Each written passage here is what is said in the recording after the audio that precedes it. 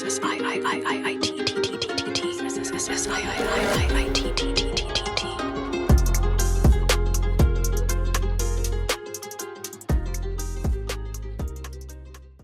up, guys? I'm back here again with another one. In this video, I'll be sharing the method I use to find high probability trades. Please note, it has come to my attention that there is a TikTok account posting some of my work, claiming to be me. Be advised that my only active social media platform is Instagram. You can find the link to my Instagram channel in the description of this video. Sit back, relax, and enjoy. Please note, any information herein is not intended, nor does it constitute financial, tax, legal, investment, or any other advice. Personal insights, okay. We're going to start with V101S. So obviously this was a good trade. Trade went and hit TP, but let's talk about what I was seeing, and let's actually see if there's more opportunities on the instrument, right? So heading over to the higher time frames, as you can see, this is the monthly time frame. I was looking at this scenario on the monthly time frame. Okay, let's just delete everything. I was looking at this scenario where the market basically pushed into somewhat this selling order block, and there's the push into it. And this month we've been selling. Okay, that's just basically what's been going on. So this is why, to a certain extent, I was sell biased, right? Just trying to ride this sell momentum. And of course, I can see that the market is probably buying a little bit on the lower time frames. That's because we've reached like this support over here. You can see while we're on the monthly time frame, this was like a level of support, and there's a little friction there. But however, that doesn't mean that this is not a selling market. And those friction areas will tend to cause retracements in the market, but it's just very important to be aware of where they are. So with this sell bias, I realized that it would be in my best interest to look for sell positions rather than go against a monthly candle that has been selling, right? So now moving over to the weekly time frame, and then if we are to basically make everything neater, you realize that the market is actually rejecting from these highs on the weekly time frame, right? So we got in there, and for 2 weeks we've been selling. And once again, this information should show you that you shouldn't really be buying. If you are, maybe it should just be a scalp, but no buys in my opinion. And I would actually want to find a way to enter a sell, especially given that we have this sell momentum to the downside. What a clever person would do is maybe just mark while you're on these higher time frames where the sell movement could be interrupted, right? So stuff like this, for instance, putting a red line here, because you can see in the past we got there and we bought, and you see the market has gotten somewhere around there, and you can see there's some little buying going on. That kind of helps you so that you can kind of get out when need be, or you don't take setups, especially after we've hit these areas of past demand. But nevertheless, what are we saying? We have 2 weeks of selling from a high, and we also have this past demand here, right? This past demand matters to us because as the market pushes to the downside, it will have to face this past demand, and it will break below it, retest, break below it, retest, and that could present opportunities for an entry, right? So heading over to the daily time frame, you can almost, to a certain extent, see those past areas of demand, right?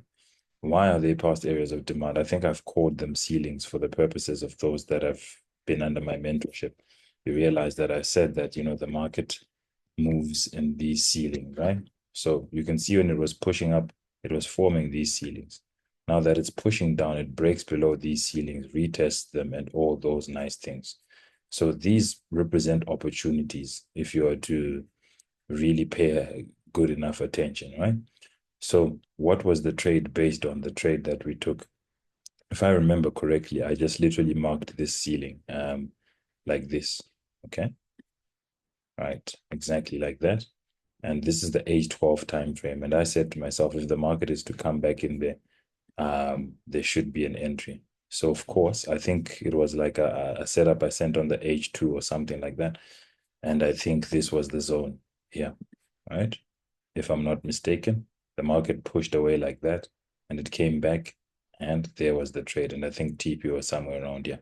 The trade was simply just based on that higher time frame ceiling. Okay, that's just what it is. So now the case is, we have come and almost touched the ceiling, and there's strong rejections. And if we go back to that higher time frame, you can see those rejections are also from what? This past demand that I've talked about here. That's what's causing the market to somewhat reject. I wouldn't be looking for sells as of now. However, going back to those lower time frames, one could want to actually see what is likely to happen if we are to come back into this ceiling here, right? Because you see the demand here that is pushing the market up. Let's go to the H8 time frame, for instance. You see that, okay? It's quite the strong demand, and you might find that this ceiling might not be able to hold. And if that's the case, it's no worries. For me, I'm not trying to buy this market, remember.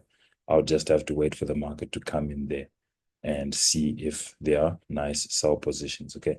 Heading over to the H4 time frame. Let's see what that looks like. Yes, on the H4 time frame, this looks like something that I would send like V101S H4 time frame setup. It just looks like this, okay? This is what it would look like. And I'll be looking to just take the sell trade up to even up the ceiling just in case. But you see, I'm not willing to take that because I'm very much guided by the higher time frames. When I see a rejection like this, all right, especially at this buying order block, and I know that there's past demand that we saw on the weekly and all of that, I'm not that excited to take it. And so this is why, I always say a multi-time frame approach when it comes to analyzing the market will keep you out of a lot of trouble, okay? So those are just my thoughts on being on the higher time frames. I am in the firm belief that it's going to excel, all right? This is the monthly time frame. Why am I saying it's going to sell? Look at the monthly candle, man. You know what I mean? And where are we selling from?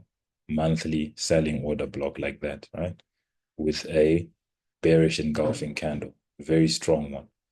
And why would anyone with a brain go against this monthly selling momentum, right? The candle, this month's candle looks like this, but you all of a sudden just want to buy. It's problematic. I'm not saying that the market won't buy. It will on the lower time frames, but the market is not buying. You understand? The market is actually essentially selling, and it would be in your best interest to find a way to join the sell because you could actually catch a nice and long move. So what is going on? This is the sell movement. But that sell movement has to face this past demand. You understand? This demand here is causing problems. That's what will be causing the retracements of this beautiful sell. Are we together? So as we scale down, I want to draw up ceilings because as we go down, we'll break and retest them. And those will represent zones for me to take my trades. I'm on the weekly time frame now. And there's one ceiling over here that I see. One over here. That's from that past demand. Let's head over to the daily time frame. Probably more will become visible. Exactly. All right. So what do we have? Another one here. All right. These are all ceilings. And can you see what the market has been doing? All right. As it was going up, it was creating these ceilings. As it's pushing down, you'll find because it's coming from an area of high supply, it will break, retest these ceilings. So now here's the scenario for V25. Okay. We have two areas, in my opinion, that could present real nice, good trades for us. So if we keep failing to break this low, I really wouldn't want to take the sell here. Becomes a bit risky, all right? So I would wait for it to come into this ceiling. Then I'll be looking for trades. Simple as that. It's not rocket science. If we head over to the H4 time frame, this is what we have, right? It looks almost something like this. Let's head over maybe to the H3, C, H2. Yeah, H1. Let's go to the H1 time frame. Yeah, look, it looks very nice because there's a nice selling order block on this recent ceiling that I'm skeptical about, right? Let's nicely look at the order block. There's a bearish engulfing candle in there, nice supply that came out of it. Look, in all honesty, it could yield results. It's a game of probability. However, like I said, I just want to ensure what's happening here is, first of all, good enough for me to trust it. Because even if I'm on the H12 here, what I'm seeing is that there's this past demand here that the market is actually struggling with, right? You always have to always check the mirror in trading. Don't just rush it. It's never too good to be true. Look at this past demand. That's what we're interacting with right now. First interaction, we did that. Second interaction, this is why I don't think this boy will be able to hold that. You understand? So it's just a waiting game for V25. Pretty much annoyed because if it wants to disrespect this, one would have to actually wait for that ceiling. But hey, it's part of the game. I am not buying though. Okay, so there you have it, guys. I always say, for one to develop an eye for these things, it's key to consistently backtest. If you like what you see, feel free to contact me for the list of my services. You can find my contact details in the description of this video. Until next time, ciao.